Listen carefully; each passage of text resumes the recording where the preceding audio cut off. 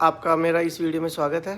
तो आज इस वीडियो में अपन बात करने वाले हैं कि जब एग्ज़ाम होता है तो अपने को क्या स्ट्रेटजी रखनी चाहिए और एग्ज़ाम के टाइम अपने को कैसा थिंक करना चाहिए। आपको बताऊंगा, चाहे ऑफलाइन एग्ज़ाम हो या फिर ऑनलाइन एग्ज़ाम हो, उस टाइम पे अपने को क्या क्या स्ट्रेटजी रखनी चाहिए। मैं स्टेप बाय स्टेप बात कर रहा हूँ। तो अपने को पहले ऑफलाइन और ऑनलाइन के लिए कुछ चीज़ें सेम होती है, उनके बारे में बात करेंगे।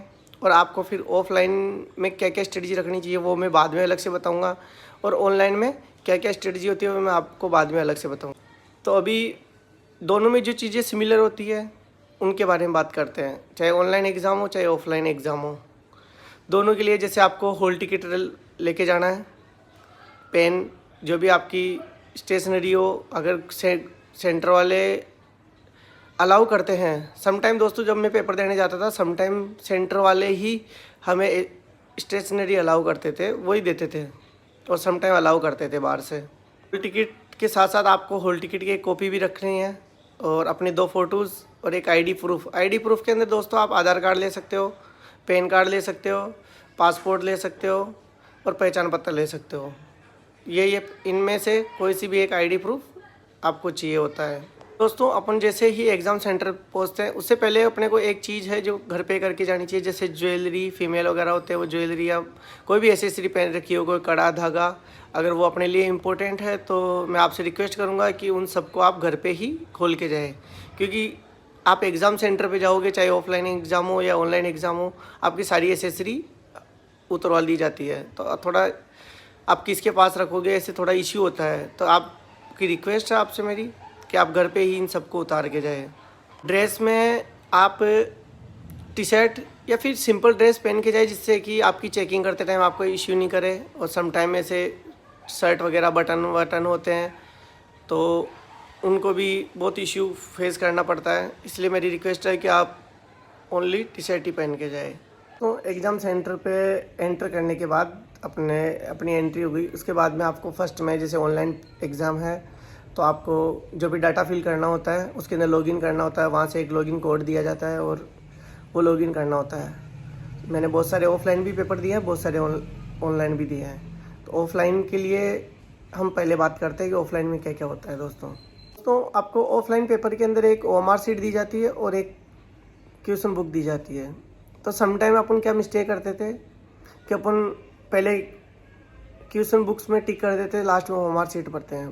दोस्तों ये बहुत ही गलत स्ट्रेटजी है अकॉर्डिंग टू मी, क्योंकि मैं ऐसे नहीं करता था। दोस्तों मैं जो क्वेश्चन का मुझे आंसर सही लगता था उन क्वेश्चन को मैं OMR शीट साथ के साथ भरता था। दोस्तों हाँ, समटाइम मेरे को ऐसा लगता था कि इस क्वेश्चन में मैं कन्फ्यूजन हूँ तो उसके लिए एक राउंड सर्किल बना देता था क्वेश्चन के लिए, लेकिन OMR शीट नहीं भरता था। जब मेरे को टाइम मिलता था अगर, तो मैं उस क्वेश्चन को लास्ट में देखता था। दोस्तों तो सबकी अपनी अपनी अलग स्ट्रेटजी होती है, मैं ओनली मेरी स्ट्रेटजी बता रहा हूँ आपको।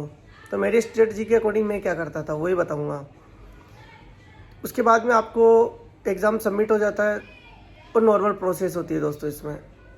तो आपको कुछ ज़्यादा सोचने समझने की ज़रूरत नहीं है इसमें, लेकिन OMR शीट भरते टाइम आप ज़रूर ध्यान रखें।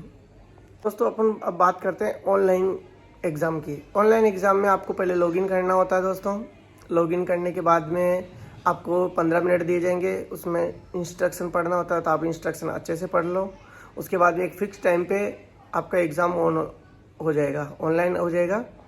उसके लिए आपके सामने क्वेश्चन आने लग जाएंगे, तो आप जैसे कोई क्वेश्चन का आंसर आपको पता है तो आप उसको सेम टाइम पे टिक करके सबमिट कर सकते हो। और आपको ऐसे बाद में देखना तो उसके अंदर एक बाद में देखने का ऑप्शन भी आता है, आप उसके अंदर उस क्वेश्चन को ऐड कर दो, आप उसको बाद में देख सकते हो।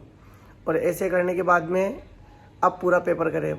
और इसके अंदर दोस्तों ऐसा भी होता है ना, अगर आप लास्ट में सबमिट भी नहीं करते हो तो भी ऑनलाइन ऑटोमेटिकली सबमिट हो जाता है। दोस्तों चाहे आपने क्वेश्चन जितने किए हो या नहीं किए हो, ऑटोमेटिकली सबमिट हो जाते हैं।